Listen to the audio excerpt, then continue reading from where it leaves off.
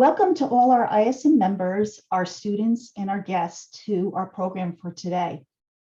Please be sure to ask any questions using the chat or the Q&A function.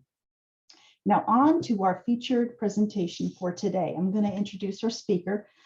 He is Dr. Stephen Carnovale. He is a professor of supply chain management at the Saunders College of Business at the Rochester Institute of Technology.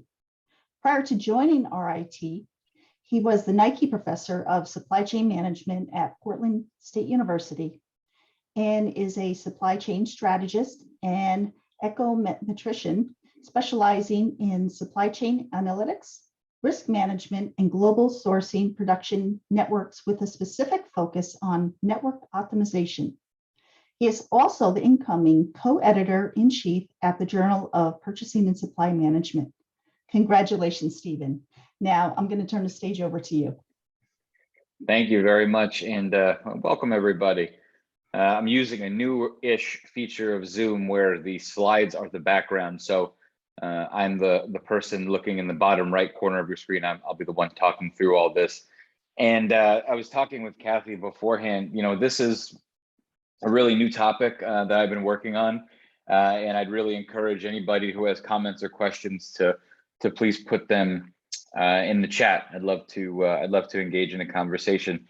I'm going to give kind of an overview of the topic, the things that we've been working on as of late, and then I'm going to have enough time, plenty of time at the end for us to have a conversation. So please do keep that in mind. With that said, the topic today is an interesting one. At least I think it's interesting, and it's a relatively new one, even though it's actually kind of old. It's about intellectual property in supply chains. And so my expertise is in risk management, generally speaking. And when we think about risk management, it's something we think about in terms of, you know, a hurricane's going to hit a production facility. Do I have redundant suppliers? Have I vetted my suppliers appropriately? We don't really think about kind of the external, or at least the peripheral kind of risk management issues. This is what got me into cybersecurity. And we recently released a book about cybersecurity and supply chain management, another area that hasn't really been spoken about as of late. At least recently, it's becoming more popular, thankfully. But intellectual property, it cropped up a little bit in the early 2010s, but people haven't really been focusing much on it. And when you think about it, and the case that I hope to make here is that when you think about intellectual property as it relates to supply chains, boy, it's everywhere. And it is growing an issue as an issue. And I think probably, hopefully, you know, we can realign our thinking and talk about that today. So that's what we're going to be talking about. A couple things I need to state ahead of time. So this report was done in conjunction with the National Bureau of Asian Research. I was the principal investigator on the project. So everything in here is confidential. So none of this can be shared. No screen grabs without any written consent of the NBR. We'll be launching a full-fledged copy of this report in the beginning of December. Any specific questions around sharing or information related to this, please do email me at my email address below, and I can facilitate any requests for content. So that is very important. How exactly did this all come about? Well, the report, as I mentioned, was conducted in conjunction with the National Bureau of Asian Research. They're a think tank based in DC with offices in Seattle, whose focus is primarily on Asia-Pac and the strategy around Asia-Pac. So they've got a section of their organization that focuses on trade and commerce. And this is a hot topic that they've been thinking about for a number of years. They approached me in early 2020 to be the principal investigator of the report. And in conjunction with them and over a period of time and really thinking about this issue, we drilled down and we identified 3 research questions that we wanted to focus on that are really practical and interesting in terms of what popped up from them. The 3 questions are, first, which parts of the supply chain, sourcing, manufacturing, outbound logistics, et cetera, which are the most vulnerable to intellectual property theft, and what can be done to secure them, right? So it's great to identify that there's a problem. What exactly can we do to solve the problem? That was the first one.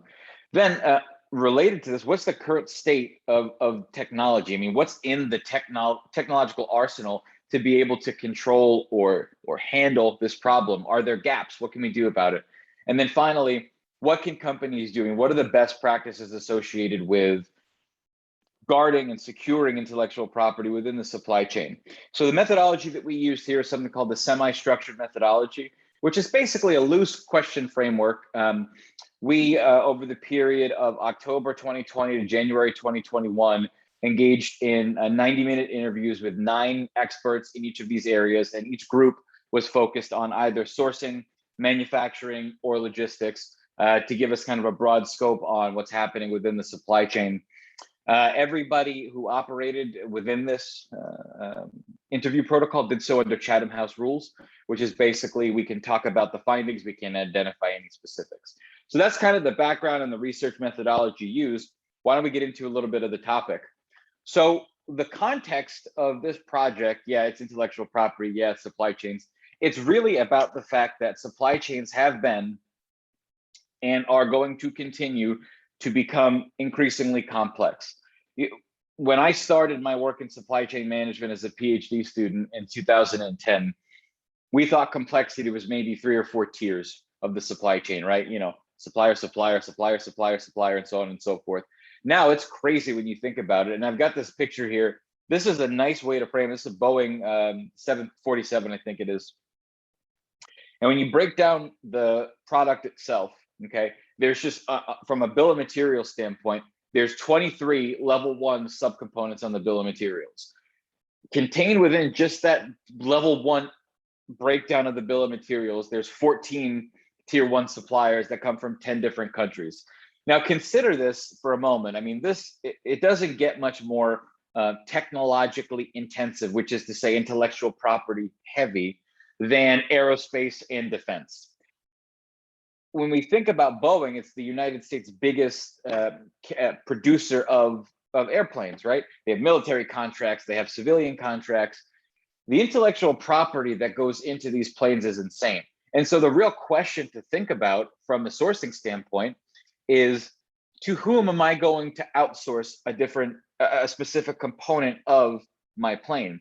I have to think very carefully, because if it's a mission critical part and there's technology that's heavy into this product, I could be susceptible to espionage depending on where I go. And we're going to go into a lot of these kind of things and the kind of the technological espionage that's happened for a number of years now. It's nothing new. I mean, it's been happening since the 1800s. There's an interesting anecdote that I have, but that's kind of setting the stage for it, right? Supply chains are crazy complex. This is one product. Consider the iPhone. Consider the new MacBook Pro, right? It just gets crazy. The other thing too that we've seen, and we all know this, right, is it's not really regional anymore. It's not, you know, I'm producing a vehicle in Dearborn and my suppliers are in Akron and Cleveland. It's I'm producing or maybe assembling a vehicle in Dearborn, but my suppliers are around the world. So we've gone from a regional supply network to a global supply one. That gives increased exposure. These are new attack vectors that pop up, which can challenge the status quo of how we guard, if we guard, intellectual property. Then you think about digitization. I mean, this is something that's so big. We're working on a second book about digitization in the supply chain. It is such a big deal. Everything is digital. Internet of Things, digital twins, cybersecurity problems. This is getting crazy. The fact that we're having this conversation right now, I could be talking to people, and I frequently do via Zoom or Teams or whatever, all around the world. Now consider if we're co-developing a product, if we're engineering a product.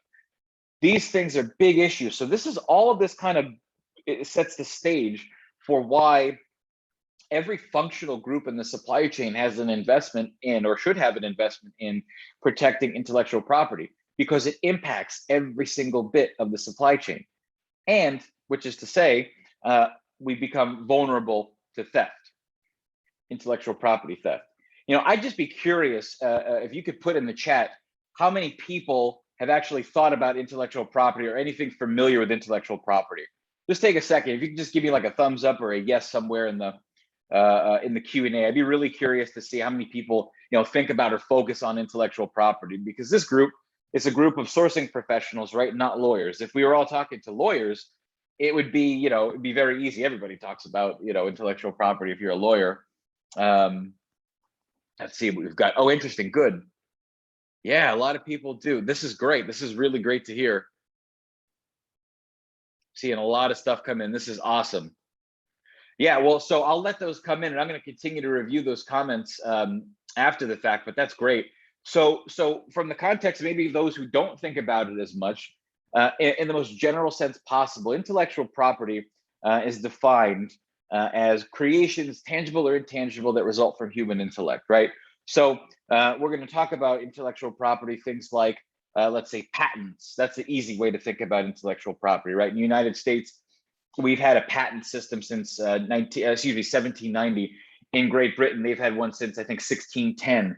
And what's really interesting is if you look at as countries develop, protecting innovation and intellectual property tends to be one of the stalwarts that allow economic development to flourish.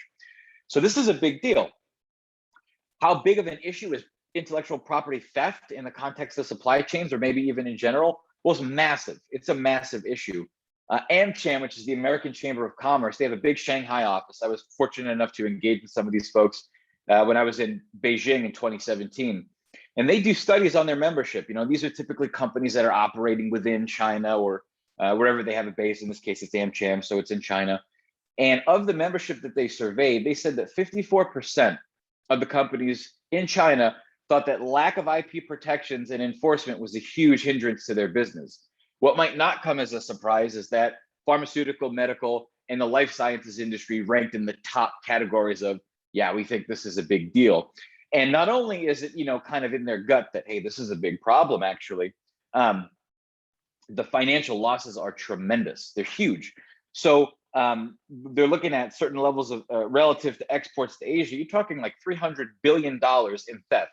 And that's what we can record. Now, I'll take a moment and encourage you to think about this. We talk about the economy, and then we talk about kind of the gray market or even the black market economy. Consider what we don't know about what's being stolen. There was a recent story in the New York Times, at least they reported, it could have been anywhere, about Moderna and the United States government, the partnership that they were developing with respect to the vaccine development. And they talked about, whoever, I think it was, again, the New York Times that published a story that I read. There was an issue with respect to who created the invention and who was responsible in the language of the patent for a specific piece of the vaccine. And in conjunction with the government, which was how Moderna developed it, they actually inadvertently, or perhaps advertently, remains to be seen, left out 3 key government folks who worked on this project. So that's something that we were exposed to. Can you imagine the number of and the size and the scale of IP theft that we have zero idea about, zero context about? It's really troubling. And what we can see too is that this ends up increasing as cyber threats increase. So the COVID-19 pandemic, everybody was focused on everything else except, in a lot of cases, cyber vulnerabilities, which I don't have to tell anybody on this call at this point. Cybersecurity and supply chain management are like they're a pair of things that work together not necessarily well. It's like peanut butter and pickles. I don't know if anybody actually likes peanut butter and pickles on the call. We can talk about that later, I suppose. I heard something good about it. I tried it. It was terrible. So whoever had that IP, they can keep it. I have no interest in pilfering it. But that's the idea, right? So cyber threat goes up. Intellectual property threat goes up because now, since that digitization is happening, IP is digital, right? No one's writing down the recipe for Bush's baked beans and putting it in a safe like the old commercial. It's digital. They might still have it in a safe. I have no idea, but you understand the point I'm making. And then finally, what does it cost us? Some estimates, this is 2018. These come out really frequently. The Section 301 report, which is the WIPO, WIPO, World Intellectual Property Organization. They're kind of like a WTO, a subset of it for intellectual property. They estimate that the theft of American IP is between 225 billion and 600 billion annually. Crazy big problem, right? So that sets the stage for why think tanks are thinking about this and people need to focus on it. So from our standpoint, I gave you those 3 questions in the beginning. I think about everything. I discretize the supply chain into plant, source, make, and deliver. And so when I do that, what I start thinking about is, how does IP theft impact sourcing? How does IP theft impact manufacturing? And how does IP theft impact outbound delivery? And so it's a pretty big deal in each one of these. So we wanted to make sure that we drilled down we drilled down into each one of these areas, and we really focused on how can we understand what's going on in each of them. So these are the three questions, and this is the rest of the presentation, how it's going to be structured. So now I'm going to give you kind of a taste of what we found with a little bit of quotes from the report that we've done. So this is the first one. What's the biggest vulnerabilities, right? And what was really interesting is, as we talked about sourcing, manufacturing, and delivery, something kept coming up that was consistent across all three subsections. And perhaps to no surprise, this was the human factor. The human factor ended up being a concern for every single person that we talked to. I mean, it was really remarkable. And admittedly, because of the semi-structured nature of the interview, we had a smaller subsample than if we were to publish a large-scale study. But I imagine that if we continued to talk to folks, they would agree, because this was one really telling quote. They said, IP resides in the individual, and there's a problem with this. The weak link in the wall is when the guards let them through. That's really true, isn't it? And so, I started thinking about this. I used to read all these novels about corporate espionage and things like that as a young business school student. It was really fun to think about, because what happens? How do we protect IP from the legal standpoint? We use legalese. We're a very litigious country, and anytime you go to sign up for a rewards membership at Walgreens, you're basically signing away the rights to your firstborn, your grandchild. You need to give a blood sample. You're going through all this chaos and 87 pages of just to say, yeah, I'd like to get a $2 off on the next time that I buy toothpaste. So we use legalese, but it's insufficient. As a couple examples that I'm going to demonstrate, or I'm going to provide to you, should demonstrate. The other thing too is where does the ownership rest in all the multiple different touch points? There's a really good movie called Paranoia, based on a Joseph Finder book. He writes a lot of corporate espionage, and the movie's, I think, on Amazon Prime. You can take a look. It's a really fun movie. It's about a guy who goes and works for one company and then gets hired by that company to be a spy to get information from another company. Well, you could have all the legalese in the world that you want, and ultimately, if that technology is stolen and transferred and the product gets sent out to market, yeah, will there be a lawsuit and all this kind of stuff and back pay? Maybe, but still the competitive advantage was lost. And that development sits within the supply chain. Think about co-development. Think about the sourcing strategies that we have. Think about the manufacturing processes that we have. So legalese, yeah, it's there, but does it really work? Not all the time. And we talked about how expansive these networks are becoming. That necessarily engenders more risk. And so this is a great example. It was an executive from a Chinese oil and gas company was charged. They had an agreement in place. They had a non-disclosure. They had very specific legalese to govern the relationship between him, the consultant, and they, the company. The whole goal was for him to kind of get in there and extract any intellectual property theft with respect to drilling sites, with respect to drilling technologies. And the crazy part about this is it's not like it's a folder that says top secret, it's left on the CEO's desk. It rests everywhere in the supply chain. So this ended up being a massive issue. And the references of this presentation, I could send everybody some of the references. You can read about this. It was a massive, massive bust. And what ended up happening was it was about $5 million penalties, prison sentences. I mean, it was through the roof. And you might think, well, with technology, yeah, this is a new thing. This is not a new thing. There was an example of espionage occurring for the East India Trading Company, where when the British developed a taste for tea in the early 1800s, perhaps even earlier than that, but this was documented around the early 1800s, they sent somebody, a spy, it took them 87 days to get there, but they sent them to China to extract seeds and botanicals and everything they could do to reduce their dependency, basically taking the intellectual property from China to produce the tea and reallocate it into Great Britain. So that's one example from several hundred years ago, right? We've gotten more advanced at this. So when you take away, the pan supply chain issue of the human factor, what happens? Now we're going to drill into each one of these three regions. So sourcing. With respect to sourcing, what I found through this research was that this is perhaps the area where there is the most vulnerability, which is good because there's the most opportunity for improvement. But the first thing that we found in sourcing was the traceability and inputs is a key. So one of the panelists had a really poignant comment. What they said was, uh, things that are not traced, which is to say raw materials, they're the most vulnerable, and anything that experiences variability in price. Now, if I took another sample of everybody on this call and we started discussing what issues you have, particularly in the sourcing space, commodities perhaps, or thinking about forward buying and hedging, and then we think about in the context of COVID-19 and the pandemic and all this stuff, I bet we could talk for another 7 hours. But think about variability. Anytime that price is a determining factor, if my goal is to reduce price, as long as I'm maintaining what I perceive to be a quality level, a minimum standard, that exposes me to potentially buying fraudulent products, as we're going to see counterfeit products, poor quality products.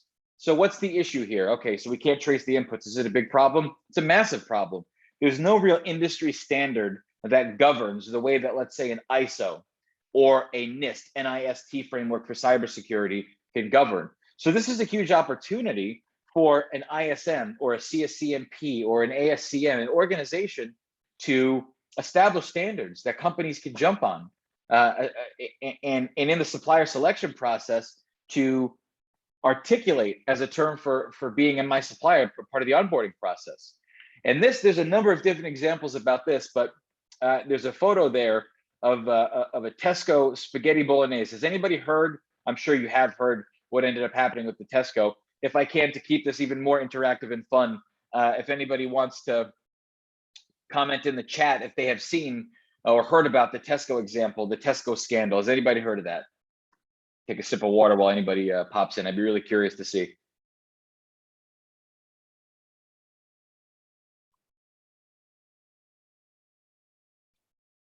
On clock. Hey, Don, how are you? Yes, no, okay. So good. I'm glad at least there's somebody who hasn't. This is pretty crazy, actually. So it all started out as a random quality assurance in Ireland, in the Republic of Ireland. And some of the product ended up going into Northern Ireland as well, as I recall. And they did random genetic testing. It could have been through either a research study or it was an agency that was just a testing process. But the intention was not to root out fraudulent products in the supply chain. What ended up happening was when they did DNA testing on particular beef products that were coming out of Tesco and other large supermarkets, they found that not all of it was actually beef. There was some pig, there was some horse. And so that kind of was the little spark that lit the powder keg, and it exploded into this inquiry about what on earth is going on in these meat supply chains. So the traceability of the inputs, I mean, I think if I asked anybody on this call, hey, could you pick out the difference between a cow and a horse? Everybody would say, yes, Steve, stop wasting my time with trivial questions. But apparently at some point in the supply chain for Tesco, somebody said, nah, it's basically a cow. And they put it into the production process because there's no traceability. So it ended up happening, and this investigation panned itself out. Tesco, and this product in particular that you see the picture of, they did random testing and they identified up to 60% of the beef, the alleged beef in the product, was actually horse meat. And this wasn't just exclusive to Tesco in the UK. IKEA got impacted by this. There were a couple supermarkets all across Europe. And the reason for it was that predominantly these meat suppliers were coming from second or third tier to Tesco suppliers, and they were globally distributed. They could have been in Eastern Europe, some of them could have been in France, and wherever the case was. But think about this. Think about the impact that this had on Tesla's reputation, the financial impact that they had to pay claims. And this isn't just in the food industry. There's a massive legislative push. During the Obama administration, there was a huge push on regulating pharma. And there's an entire agency, the acronym escapes me, I can provide it to anybody that's curious, but it's all about traceability in the pharmaceutical industry. So traceability is huge, and it's an area where intellectual property, both theft and fraud, can enter the mix. And these two are really closely related. Counterfeit goods. This is the second kind of bit of the intellectual property issues. Anybody who knows me, and I think there might be some people on the call, they know I'm a pretty big fan of cigars. And this is a great example. So these Cohibas, it's a classic, famous, very famous cigar brand, and they're one of the most counterfeited things in the world, next to like Rolex watches and Nike shoes.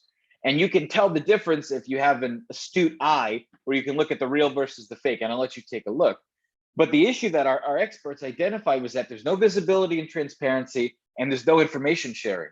Because of that, you've got these little fiefdoms trying to protect their own thing, and we can't verify authenticity. We don't know whether or not we're working with our partners, and that might be by design, that might be by the nature of what we're doing, but there's something that needs to happen because this is exceedingly expensive. We don't have a standard to verify authenticity in many cases. In some cases, of course, there are, and you can take a look at a lot of food products that come out of Italy. It's branded very specifically from the region and everything like that.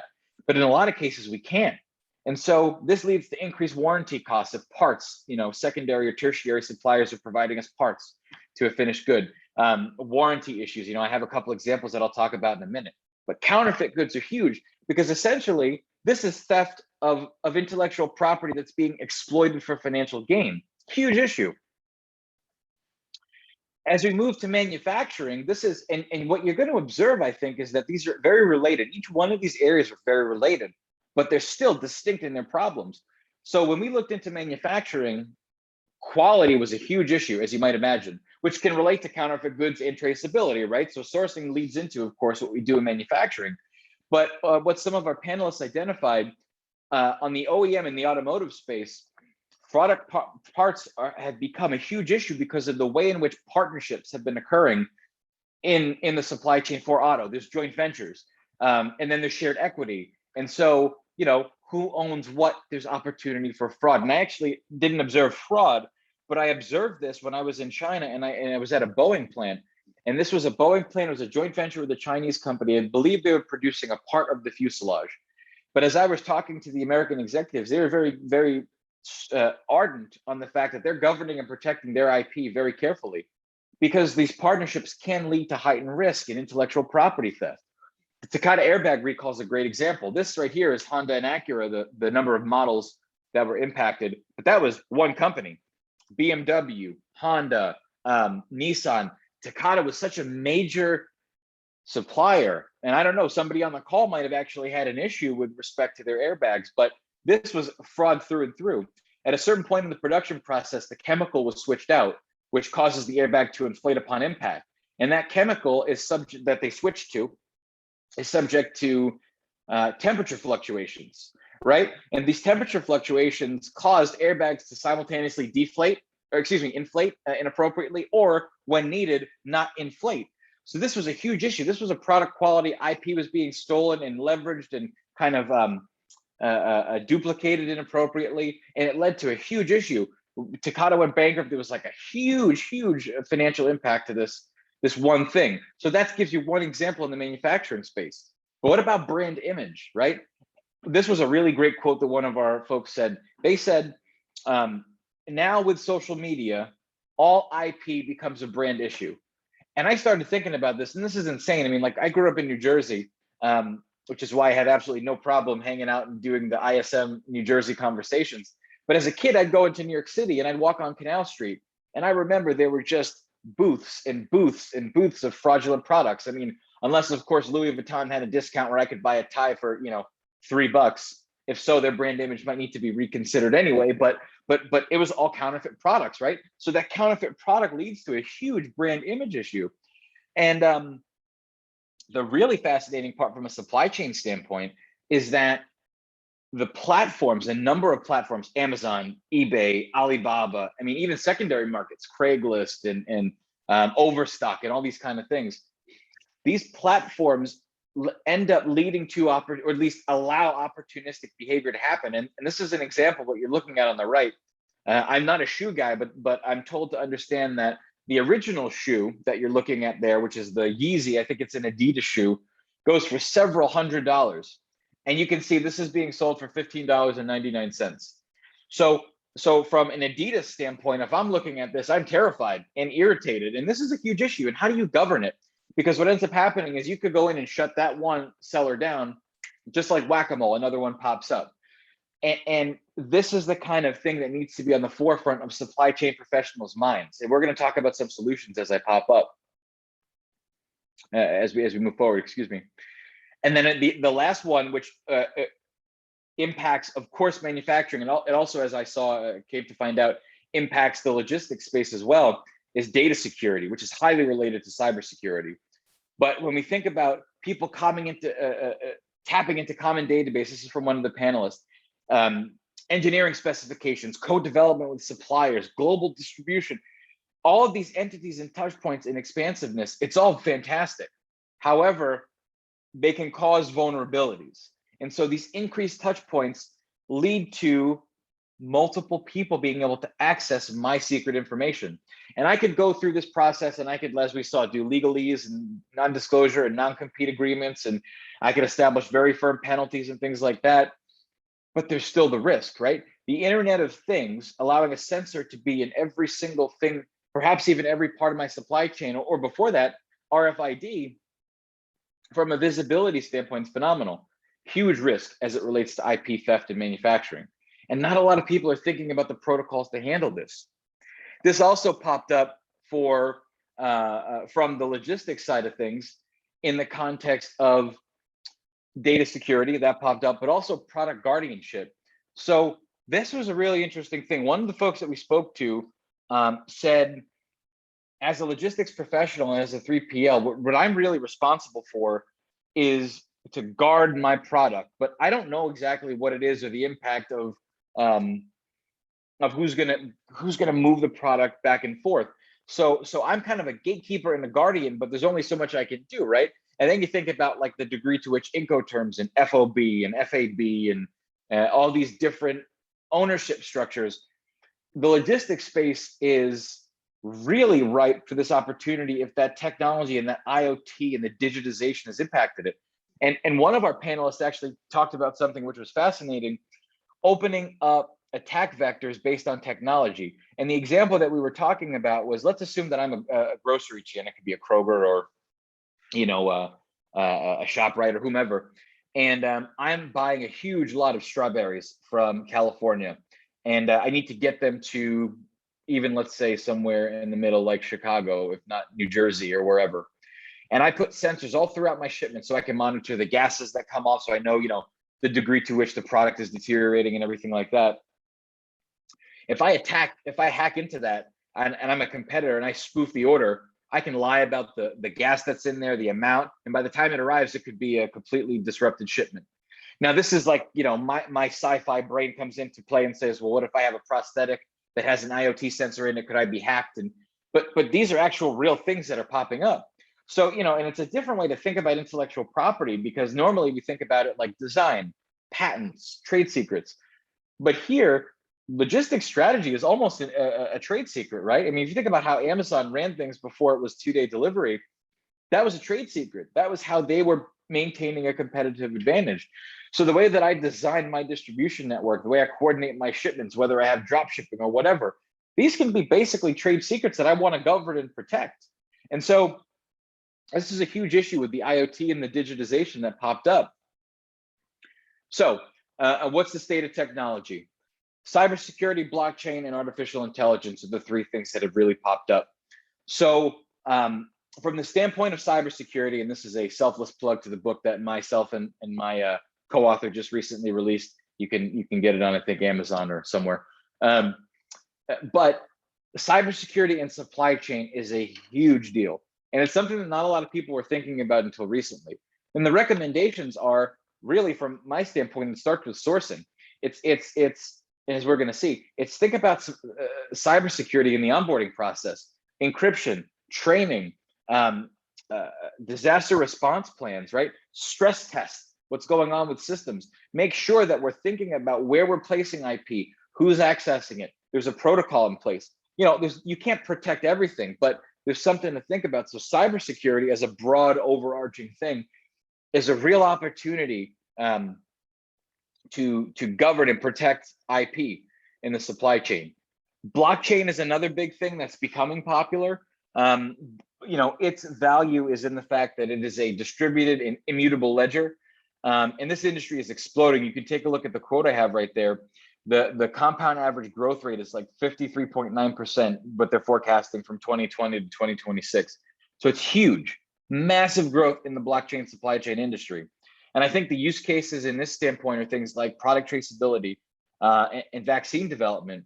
Also in pharma, I mean, there's really great examples of blockchain being able to act as that guardian for product traceability in pharma. Transactions are recorded and they're immutable, and there's copies that are distributed. So if someone were to try to spoof something, there's a backup copy necessarily by virtue of the way in which the blockchain is structured. And then AI. AI is probably the one that has the most potential, but the least development, right? So artificial intelligence, what it can do for us in IP is it can obviously automate the things that we as humans would do a little bit slower than a machine. But really what it can do is it can facilitate detection. It can facilitate fraudulent products. You could have an artificial intelligence system scan through every single product that Amazon has and compare even the images using image detection and these fascinating technologies that are popping up. Right now, I think we're still very early on in the stages of how artificial intelligence can impact IP detection, theft and detection, but I think it's going to be a real opportunity moving forward.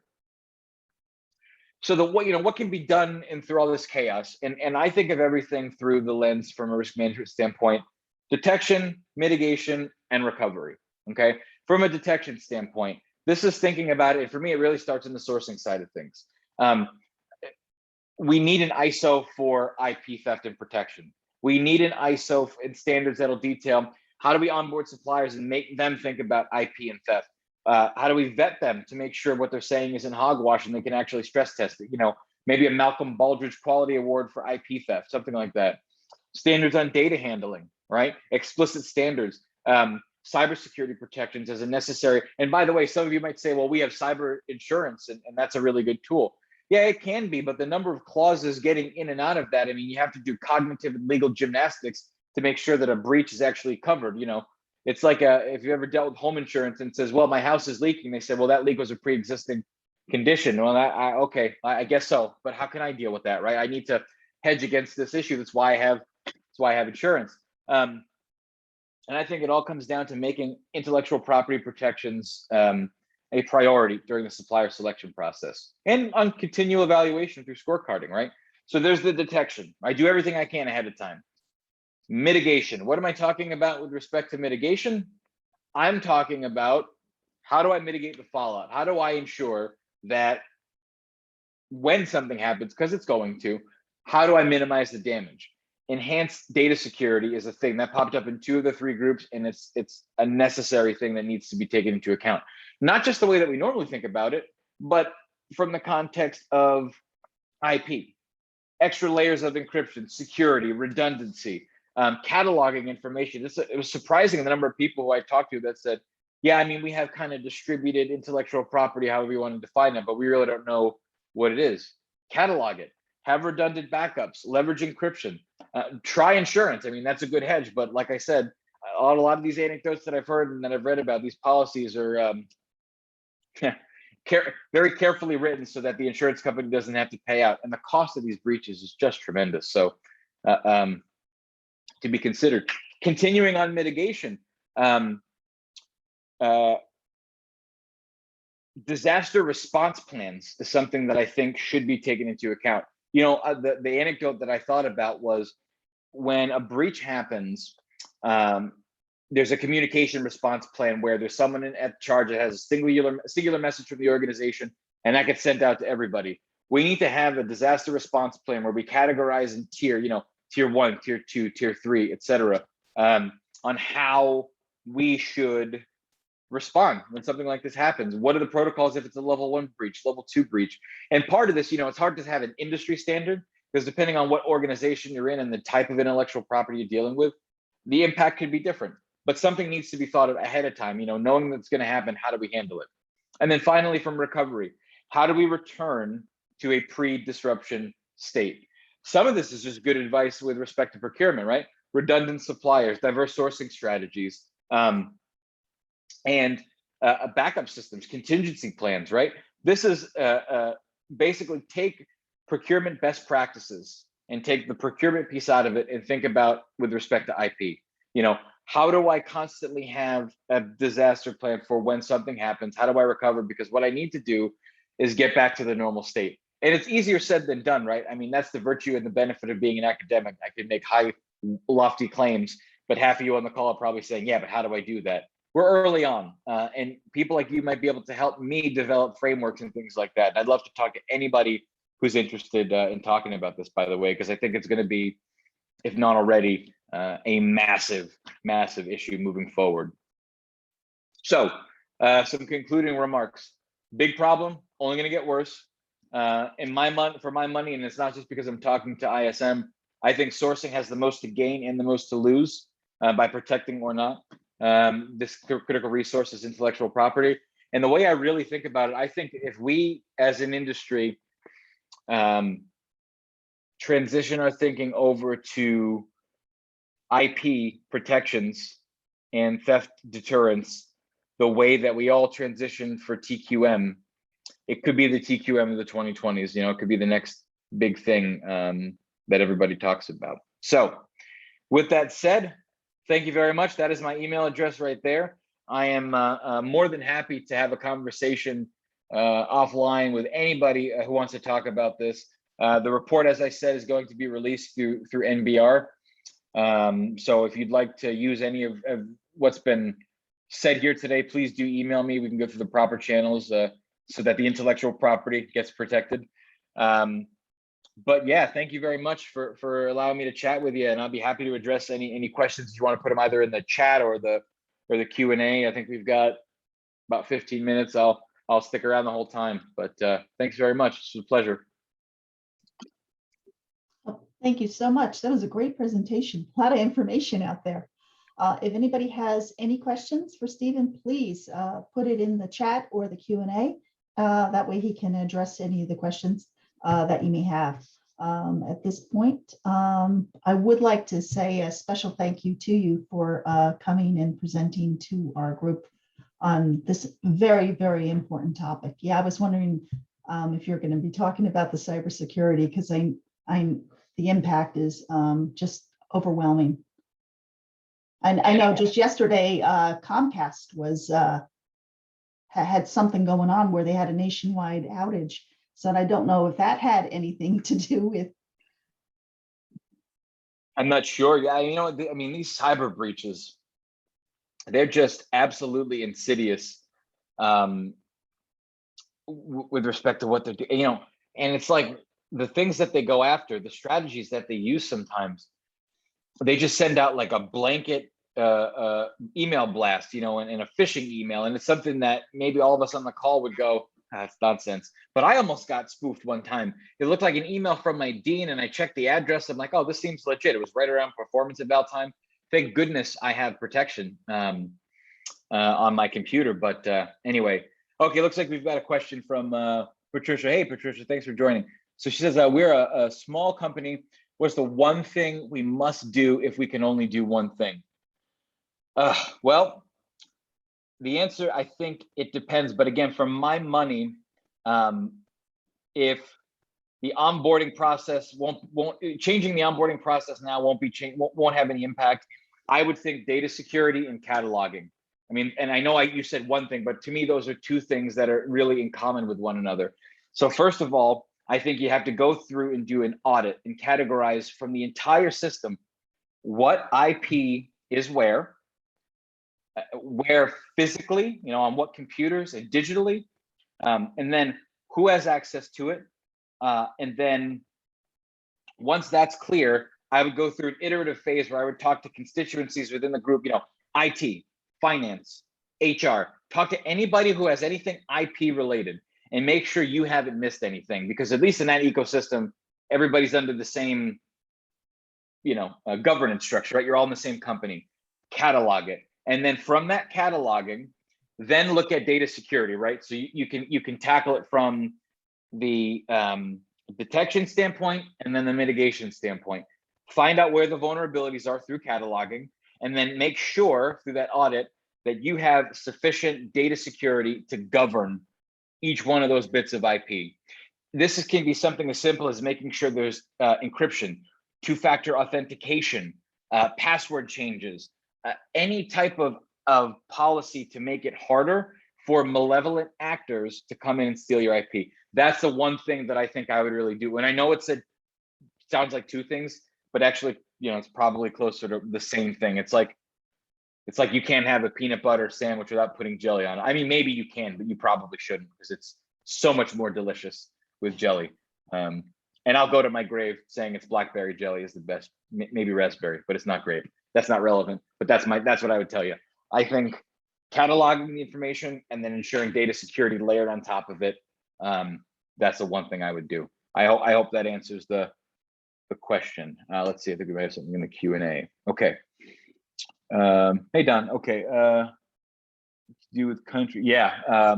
What to do with countries that assume you must share IP? It's a good question and a challenging problem. And the thing that we uncovered, this came up, and it really started with the sourcing strategy of the firm as to how to respond to it. So it's basically like, go over there knowing that it's going to get stolen. So don't put anything over there that basically I wouldn't care if it got stolen, if that makes any sense.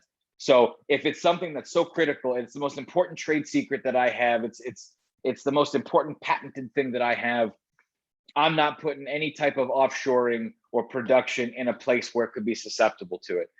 Something that's relatively innocuous and that if we assume were to be stolen would not negatively impact the competitiveness of the company. That was something that came up. What I think a lot of this is going to end up navigating to is a regionalization of supply chains, right? And this is all a pendulum, right? I don't have to tell you. It's like we insource and then we outsource and then we centralize and then we decentralize. And we just go back and forth between these two mediums. But at a certain point, I think regional is going to be where we're at. I mean, with the renegotiation of NAFTA, that makes the facilitation of trade between Canada, us, and Mexico a little bit easier and harder in some ways too, based on the way it was written. But nonetheless, that's what had popped up to us was no going in that some stuff's going to get stolen. So the stuff that you put there shouldn't really be anything that's, necessarily terribly important, I guess. It's a really myopic and kind of dreadful way to think about it, but I think it's reality. It's just going to get stolen. So don't give them anything good to steal. It's like the person that gives out like toothbrushes for trick or treat. Take them all. I don't want them. So that's my approach. Maybe after the peanut butter and jelly sandwich, you'd need one. I don't know. That's funny. Okay, I don't see any more questions in the chat here or the Q&A. So I guess we'll close out the program for today. But I want a huge thank you to you, Stephen, for coming and presenting this important topic. And I just want to let everybody know that we will be emailing out the continuing education hour. And at this time, I'm going to close the program out. I just did a little program note for tomorrow. We're presenting, of course, another webinar. It's going to be at 2 p.m. tomorrow. It's going to be a little bit different. It's a fireside chat with 3 supply chain champions on sustainable procurement. So please be sure to register for that. At this time, I'm going to close out the program. And again, I'd like to thank our audience and everybody who joined us today. And it was great to see Don as well. I'm glad he joined us as well. And thank you for attending and have a great afternoon. Thank you, everybody. Take care. Thank you.